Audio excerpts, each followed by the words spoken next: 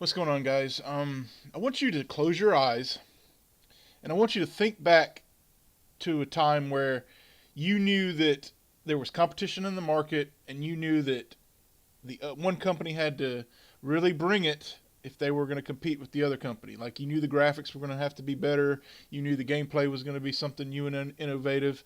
I want you to just think about that time because that time is coming back. Uh, I want to thank Cal Anderson again for allowing me to push out some of these new things that he wanted me to show off.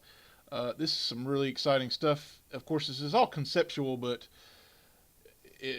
this guy means business. Let me tell you that. He told me that he wants this game to be the MLB The Show of football games. That's his goal, and that's what he's pushing toward. That's quite a high bar to set for your football game. MLB The Show is regarded as the best simulation sports game that has ever been made. Um, so for him to say that about a football game that he's trying to make, that says a lot. But let's get to it. I'm going to show you the first. I'm going to show you the field goal kicking video he showed me here. Here's a field goal kicking animation he showed me today. He said there's going to be an old school straight on style kick like 2K8 had, and the old school guys used to kick that way. And he's also got the soccer style kick. You know, having different variations of throwing animations and running back animations and kicking animations is just going to add more to this game and make it feel like every player is different. And that's what we've been striving for so long, to have distinctions between players. And this is a huge, even in the kicking game, kickers get left out a lot of times, but they're a big part of the game. All right, here are some test player models he showed me today. He said that they're capable of this kind of detail, but they might have to tone it down a little bit if they want the game to run faster. Of course, that might depend on PC. You know, if you have a good PC, you know, you can turn all the good stuff on usually with these high-end PC games like that come out these days, of anti-aliasing and all that stuff. There's a lot of settings you have to sometimes you have to turn it down a little bit or whatever, but if you invest in a great PC, you get that little bit of extra eye candy sometimes. So, yeah, this is a really nice player model here, but I'm going to show you a close-up of the face here.